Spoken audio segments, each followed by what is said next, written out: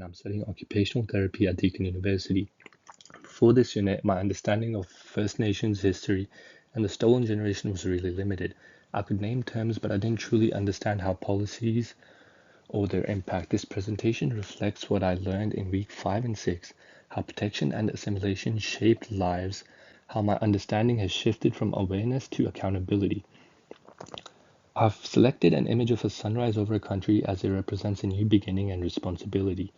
The road that winds its way into light is very much my own path to awareness from ignorance. I pay respect to the traditional owners of the land on which I study and work, and to the elders past and present. Content warning: the presentation contains forced child removal, abuse, and stolen wages. I'm a non-Indigenous learner. I am speaking in my own voice with care about what I have learned and how I am changing. I chose to focus on week 5 and 6 as this is the point where I paused the lectures. The first time I heard about a manager who kept tabs on visits to family, it hit me. It showed a system, not random cruelty. I felt I'd only a textbook understanding of the stolen generation.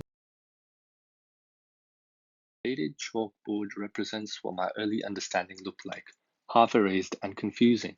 At the start, I knew fragments from school that children were removed from their protection, that missions were safe. I assumed these were rare events from the distant past. Week 6 taught me that assimilation wasn't simply neutral. It was about replacing culture and kinship with state control. Choosing this image helps me visualize how week 6 and week 5 rewrote what I thought I knew. My earlier understanding was covered in chalk dust. The lectures and the reading wiped that away so that real history could appear. I learned that empathy is not just feeling sorry, it's being ready to rewrite what you thought was true. I chose this image of stacked brittle paper because every sheet represents a regulation that governed the Aboriginal lives. Permits, curfews, dormitory rules. The machinery was exposed in week 5. Managers gave out permits to leave, imposed curfews, and regulated rations. Even the affection between parents and children could be redefined as neglect. Yet, the detail which stuck into my mind was that a child could be declared neglected, not through a fault of its parents, but simply for being unprotected. A page of yellow paper shows the gentle face of bureaucracy turned cruel. Protection was no comfort.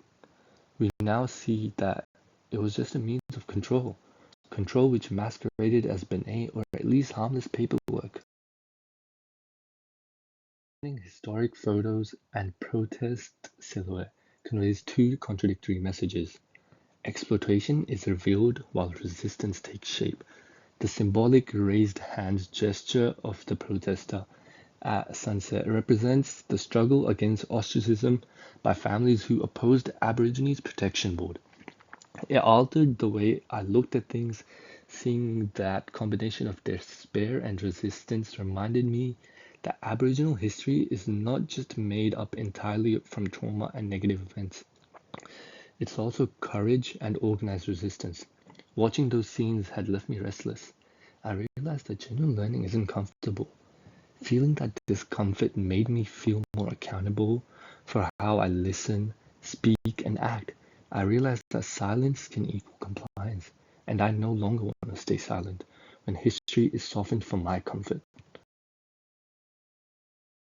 The torn film design symbolizes fractures, how government systems split families and identities.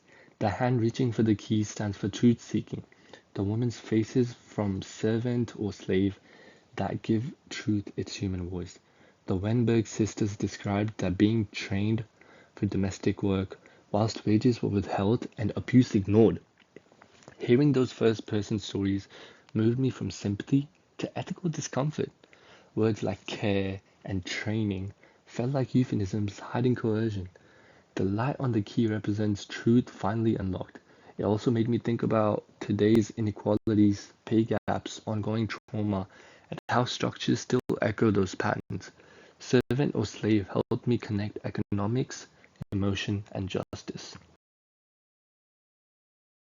A young tree because it reflects growth, care, and accountability.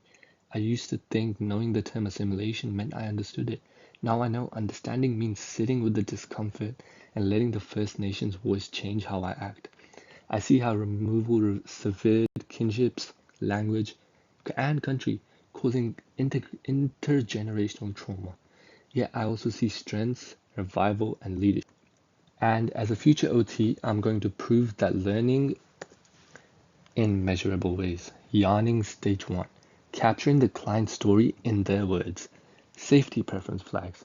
The preference for staff, place, and time should be documented in an EMR. Reinforced re-engagement. Missed sessions equal mutual trust works needed, and not adherence.